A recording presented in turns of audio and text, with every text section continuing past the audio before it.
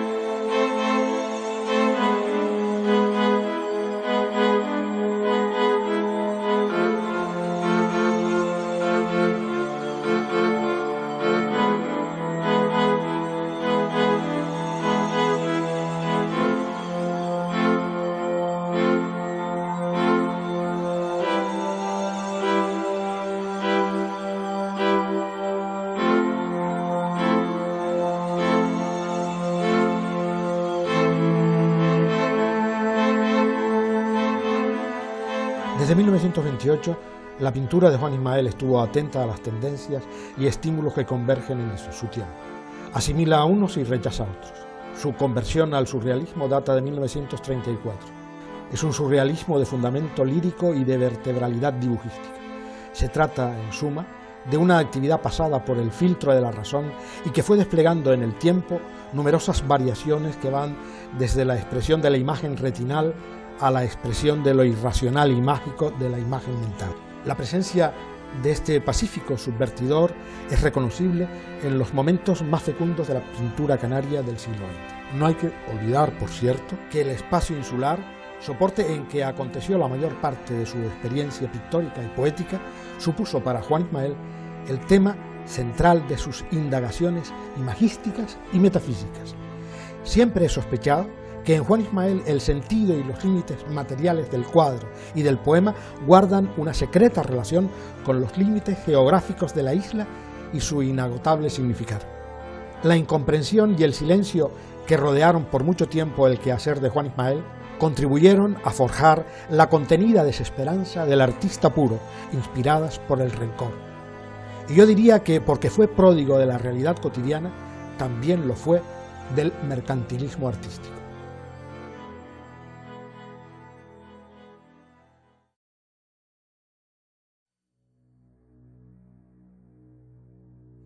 Oh, yo conocí a Juan Ismael hace muchísimos años. Bueno, todavía estaba yo por Madrid, ya lo creo, lo conocí por allá. Una persona muy, muy buena, demasiado buena, una persona excelente. Un buen recuerdo. Tengo su afecto, su manera natural y sobre todo era muy respetuoso. A nosotros siempre nos extrañaba, ¿no? A Manolo Millares como a mí nos extrañaba el respeto tan serio, ¿no? Que demostraba siempre por el trabajo de los demás, ¿no? Y una cierta admiración, ¿no? Que vamos, yo se lo agradecía profundamente, ¿no? Me ayudaba a autoconvencerme de muchas cosas, ¿no?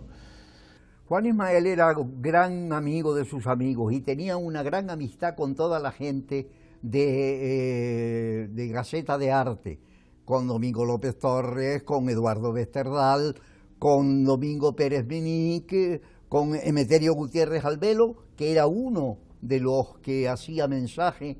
Sin embargo, como Juan Ismael estuvo mucho tiempo fuera, no aparece en muchos sitios como perteneciente a ese grupo, y la realidad es que pertenecía y que todo el mundo lo quería extraordinariamente. Fue en una lectura de poemas, yo creo que fue, yo era muy joven, eran en los años, me parece que era del año 56, en un viaje que estando ya él en Caracas, hizo para resolver no sé qué problema en Canarias, y dio una lectura poética en la escuela Luján Pérez. A mí me llamó mucho la atención como aquella persona, incluso antes de emprender la lectura o después, supo usar el rapé que llevaba guardado en una cajita. Aquello me pareció un motivo francamente llamativo, ¿no? Y otra cosa que me llamó la atención fue, hombre, asistir. Juan leía su poesía muy monótonamente, pero aquello contrastaba de alguna manera con el sentido o con el contenido babélico de los poemas. Es decir, era enormemente curioso, ¿no? En Caracas lo conocí, trabajaba en el taller de Carlos Crujías y también trabajaba con el arquitecto Durán. Y era un hombre muy reservado, muy tímido. Pues cuando yo conocí a Juan Ismael, yo era muy joven, yo tenía pues 16, 17, 18 años, y entonces en aquel momento supongo que me impresionó de una manera diferente a la visión que puedo tener hoy, ¿no? Como de recuerdo. Pero siempre fue un hombre triste, un perdedor, y a mí me emocionan siempre los perdedores. Yo no sé, él emprendió el camino de Venezuela. Él no tenía nada que hacer en Venezuela. Juan Ismael era una buena persona, lo que se llama un hombre, qué sé yo, como ingenuo. Sí, y era bueno, se dejaba llevar por cualquier cosa y la verdad allí se tuvo que volver porque no hizo nada. La gente se volvió loca, que un pobre campesino que no tiene que comer, entonces, un preso político, como el caso mío, que tuve que salir pitando porque me denunciaron en Madrid, eso es otro problema. Pero él no tenía nada que ver con la guerra y a él no le pasó nada. Una persona progresista, pero buena persona, pero no tenía por qué ir a Venezuela. Aquella jiribilla que le entró a la gente por ir a Venezuela, que no tenía nada que hacer. Así se volvió otra vez, con una mano detrás y otra delante. Fumándonos un cigarrillo, tomándonos una taza de café que nos traían de abajo de la cocina a media mañana, hablando con él y sobre todo en silencio, viéndolo pintar y aprendiendo cómo se pintaba, porque él tenía una técnica pictórica verdaderamente magnífica. Ya hubiera querido Óscar Domínguez tener la técnica pictórica que tenía Juan Ismael, porque Juan Ismael era, en mi opinión, una opinión personal, mejor pintor que Óscar Domínguez sin duda de ninguna clase. Me parece maravilloso que estemos hablando de él y que intentemos recuperar una imagen perdida.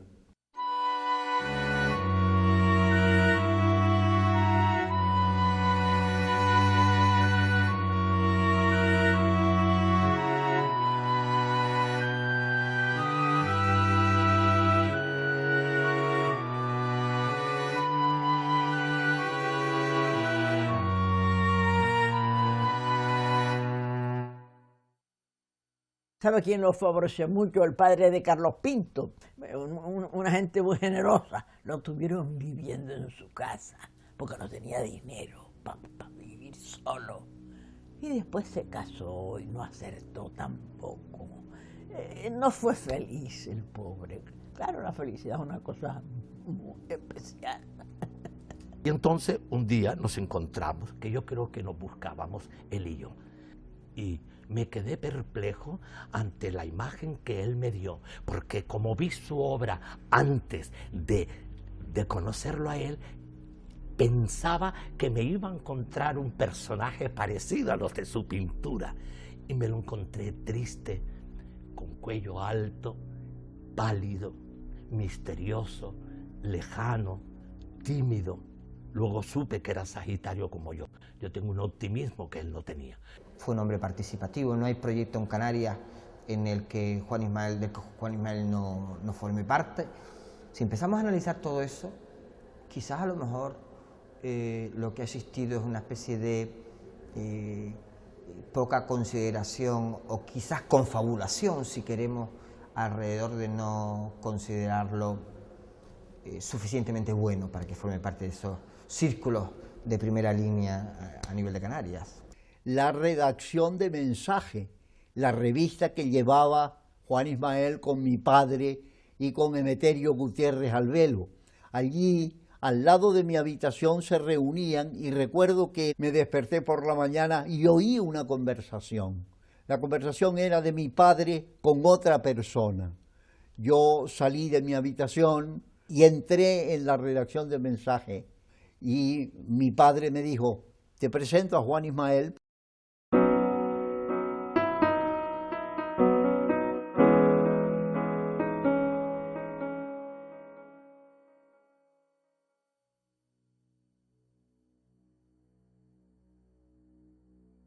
En Juan Ismael, en la conversación de Juan Ismael, había silencios que se prolongaban, silencios que eran sencillamente la visión clara de que Juan Ismael era un hombre que jamás le gustó el divismo, no quería ser el principal autor de una conversación. Era alguien que está callado, pero que en realidad te habla su silencio. Era una persona muy susceptible, muy fácil herir, pasando penurias económicas, ese tipo de gente así, ¿no? que te toca. Y sí que era silencioso. De vivo no tenía nada. No era presuntuoso, ni se las daba de nada, y como decimos los canarios, no se las echaba de nada. Era un muchacho muy sencillo, y como no fue nada feliz el pobre, pues yo le tengo gran cariño a su recuerdo. Él mismo vivió dentro de en una marginalidad que él se había creado, ¿no? En un mundo de precariedades y qué sé yo, para él existir o subsistir fue muy duro. Se cuenta además, ¿no?, el problema que tuvo con su familia, no sé qué, no sé cuánto, todo esto, ¿no? Pero yo creo realmente que es el artista y su obra. Su verdadero drama fue el artista y su obra y la incomprensión en que vivió.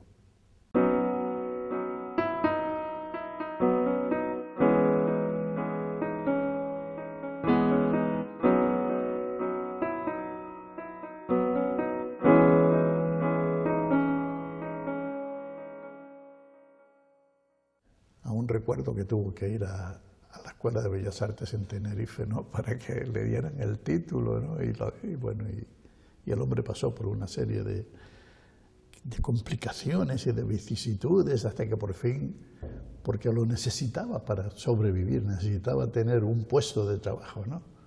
Hay otra anécdota de Juan que habría que contar lo que sufrió cuando estaban dando clases en un instituto y lo hicieron ir a Tenerife a examinarse y gente frustrada de profesores domingueros y de dar clases le exigieron el esfuerzo y la vergüenza a su edad de tener que estudiar arte, y siendo él tan autodidacta y tan libre y tan creador que no necesitaba de ninguna escuela para expresarse, lo obligaron a someterse someterse y debió ser tan duro como todos los demás problemas que conté antes que había tenido, ¿no? Si hay algo que sí ha marcado su obra ha sido la pobreza, entre comillas, o la justeza en la que continuamente tuvo que vivir. Que el no ser un personaje excesivamente con mucho divismo, posiblemente le dañó en no tener los medios suficientes para mantener una actividad artística continuada y no podernos legar una mayor cantidad de obra. Que no era un hombre muy amigable en el sentido de que era muy dicharachero, no. Era muy reservado, muy trabajador, un hombre del pensamiento, porque era poeta, era un hombre que elaboraba mucho las cosas. Yo tengo un dibujo de él que me regaló, muy bonito, que tiene un personaje y una columna, y le pregunté en la columna, él me dijo, eso es lo que sois vosotros, se refería, sois fuertes. Yo, vamos, no quise entenderlo nunca, ¿no? Pero denotaba mucho la preocupación que él tenía. A veces producía la sensación de un hombre que huía de algo, ¿no? Quizá de su propio pasado, no lo sabemos, ¿no? Y eso era lo que tal vez conducía a esos silencios en determinados contextos, ¿verdad? Como era como un huido, no como un huido de un contexto a otro, sino como un huido de un tiempo a otro, de un siglo a otro también. Ya te digo, él siempre me confesó, y un día me confesó eso, ¿no? De que aquella época no era la suya, su época, la época en que le hubiese gustado vivir, era el siglo XIX, como mínimo, ¿no? ¿Verdad? La época de los románticos que antes hablábamos, ¿no? Era un hombre muy enigmático, muy misterioso, buen amigo, con quien te bebías una copa, él bebía más de una, y así sucesivamente. Pero realmente tenía un cierto hermetismo, y eso hizo que la gente lo considerara, pues muchos decían que era un borracho, que era tal, no sé qué. Conoció muy bien la teoría del desprecio, y a mí aquello me dolía muchísimo.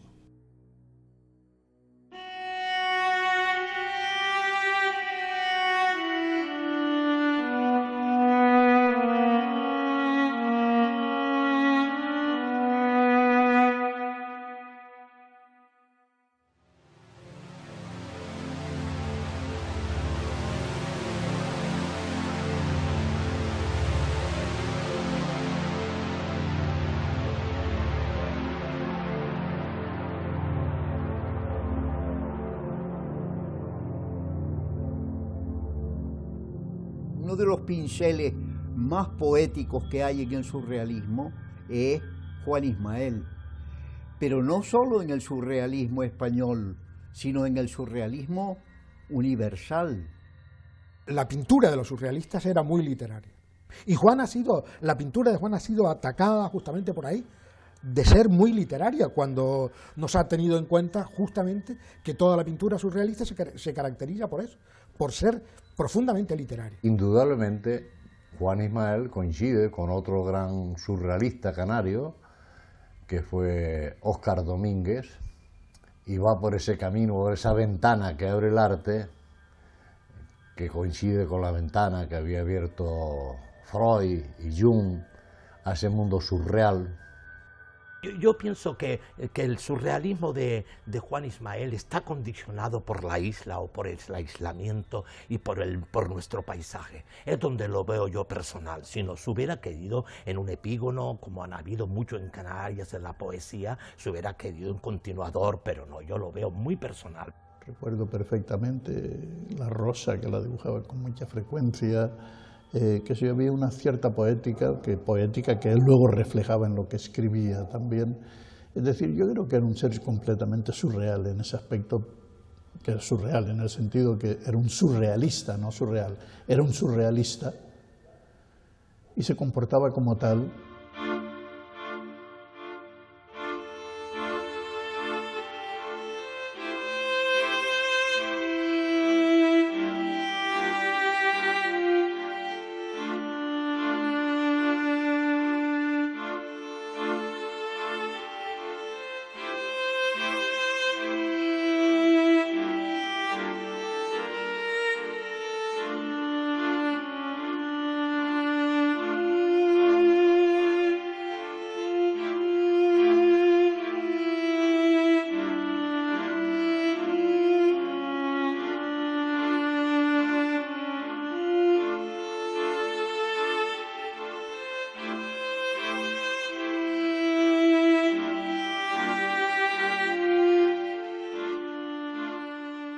el surrealismo en Juan Ismael es un surrealismo francamente heterodoxo, ¿no? Porque no es tal como lo entendieron los surrealistas franceses, ¿verdad? Sino que es un surrealismo fundamentalmente lírico, ¿verdad?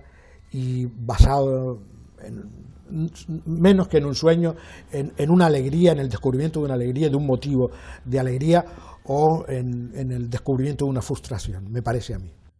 Juan Ismael era un hombre que pudo haber sido el mejor pintor surrealista español, pero que su propia manera de ser hizo que no lo fuera.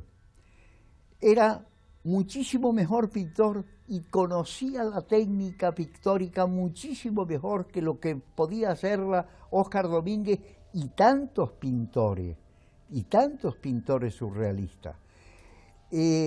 Como tenía además una base de dibujo que no tenía Óscar Domínguez, una base de un dibujante verdaderamente fabuloso y estupendo, Juan Ismael eso le facilitaba después el componer las figuras y convertirlas en pintura.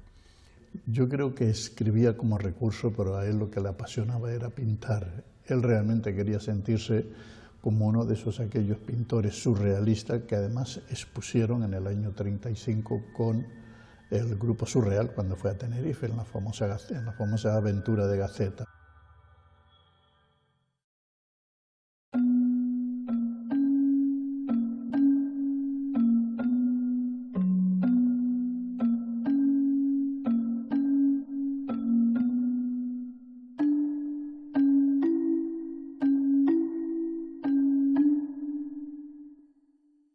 A mí me parece de todos modos que en Óscar Domínguez lo canario, por decirlo así, es secundario, ¿verdad? Puesto que no lo trata de una manera continua, mientras que en el caso de Juan Ismael lo canario es un motivo de indagación.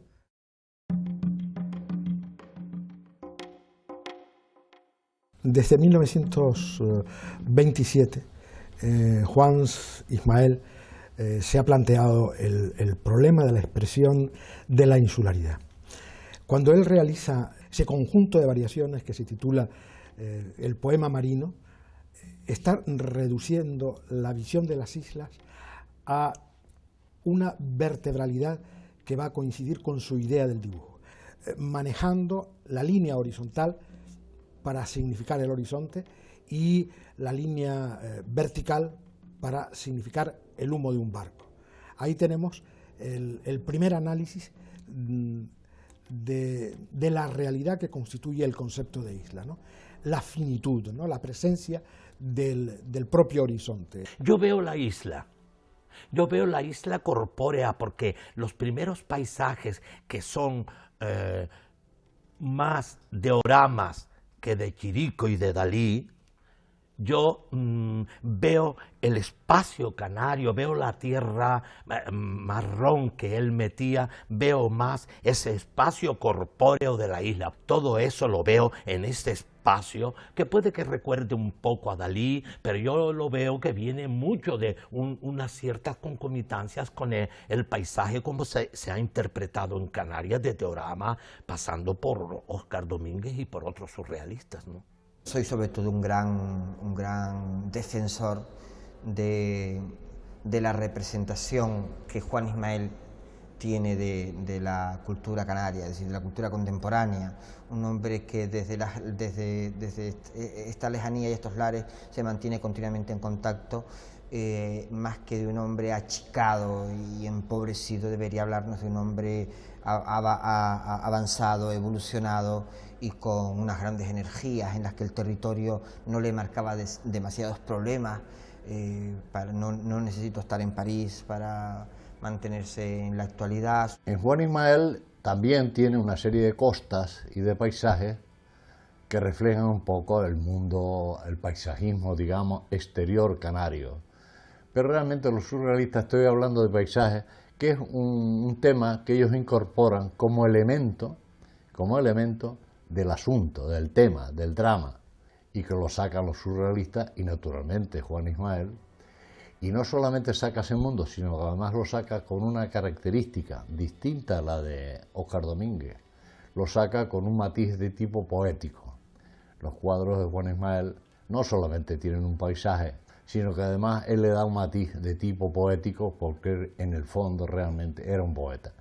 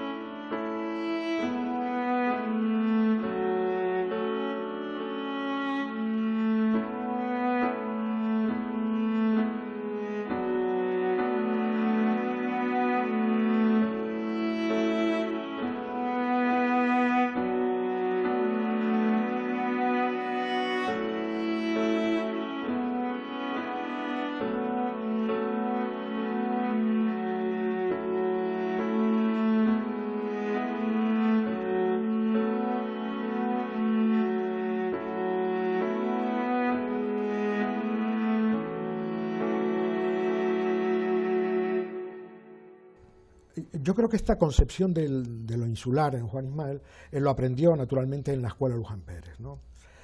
Pero cuando él va a Madrid, y por tanto no tiene esa referencia directa delante de sí, él lo que hace es imaginar ese espacio insular.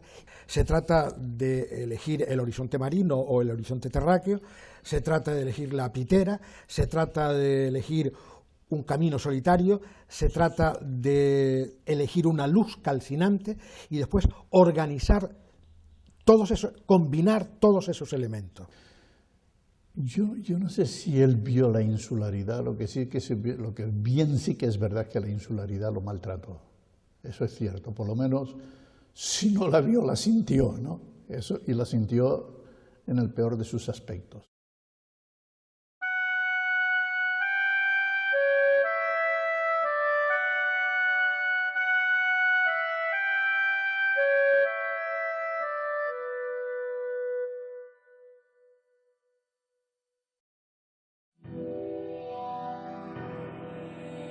Considero que Juan Ismael se debe ver su figura dentro de una tradición que es la de la dialéctica texto-imagen, que puede parecer algo muy moderno, muy actual, porque en realidad en el siglo XX es donde más se puede ver ese mestizaje. No, pintor siempre, porque lo del poeta que no es malo, ¿eh? Pero en fin, era de tantos buenos poetas que en la época de Juan Ismael, compañeros suyos de edad, generacional parecido, había muy buenos poetas. Hombre, no es un Macanti, no, por eso le digo a usted. Pero hacía unas cosas bonitas, sí, yo lo creo que sí. Pero sobre todo pintor, y sobre todo pintor surrealista. Sí, sí. Por eso se cotiza hoy mucho, porque hoy lo vale. Ya lo creo el pobre, sí. Que no tuvo suerte. Hay gente en la vida que no tiene suerte.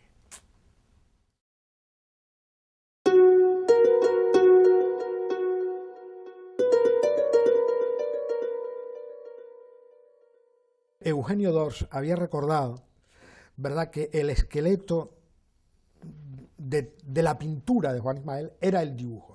Estoy acordándome ahora, por ejemplo, del poema La bicicleta, ¿no? Y en el poema La bicicleta, él ve como un esqueleto, es decir, la carne te voló cuando naciste. Es decir, está viendo como la estructura íntima de algo que ha perdido el cuerpo, su corporeidad, ¿no?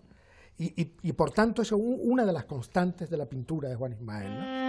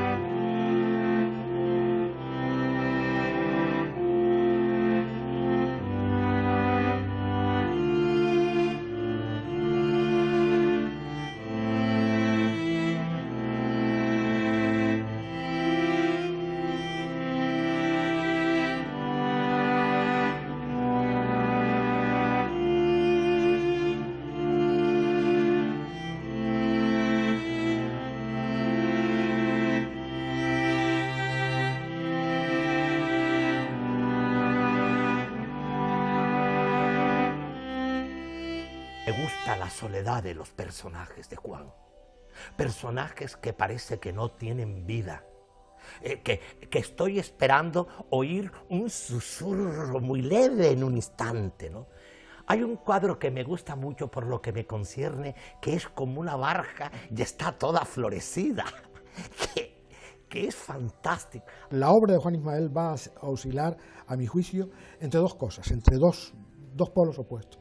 De una parte será la armonización de distintos motivos, de distintos significantes, de un único motivo.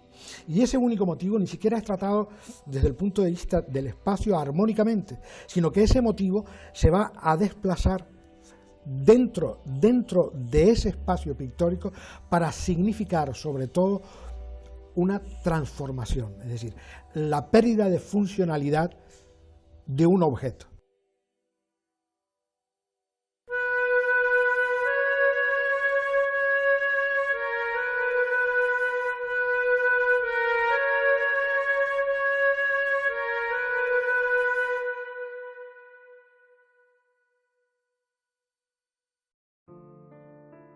La advertencia de cómo la realidad que conocemos o que tenemos como realidad real, por decirlo de algún modo, puede degenerar en una realidad amenazante. Eso me parece que es el mundo de los fotomontajes, ¿no? Y que por tanto yo creo que más que el deseo, más que la expresión de la violencia, es la expresión del temor. Un célebre fotomontaje que es una especie de figura que va aspirando con un aspirador la gente que hay en una playa, como si fuera un gigantesco atlas. Juan Ismael parte siempre de una imagen base, de una fotografía base, y empieza a añadir elementos, ¿no? Elementos muy heterogéneos. Puede añadir una nave espacial, un robot, un cuerno, animales son muy frecuentes, el elefante, el gato, el caballo, y luego mujeres en todas las formas, en todas las posiciones, ¿no? De espaldas, decapitadas, sin rostro, sin mirada, a veces están deformadas, a veces desproporcionadas.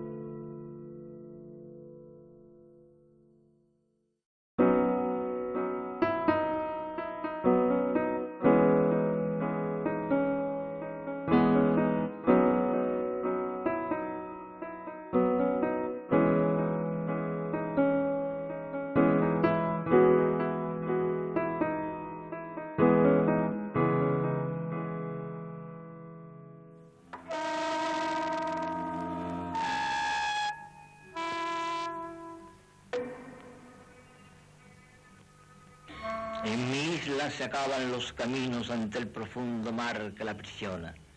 El hombre te camina hasta la orilla, por su perdida fe no pisa el agua. Fueron años muy duros, o sea que no podemos seguir hablando de las cosas desde una visión ideal, porque no es verdad, no había idealidad en ese momento, sino lo que había era la crudeza del tener que subsistir, crecer, ser quien tenías que ser. A veces daba la sensación de que era un proscrito, ¿no? De que tenía algún motivo para huir, ¿verdad? Algún motivo para no descubrir enteramente su manera de ser, su manera de pensar, etcétera, etcétera. Y eso para mí constituyó un enigma, ¿no? Pero yo creo que era también propio de Juan Ismael, ¿no? Era la pregunta acerca de su destino, que me parece fundamental y esencial en la expresión de su obra. Juan siempre se está preguntando por su destino.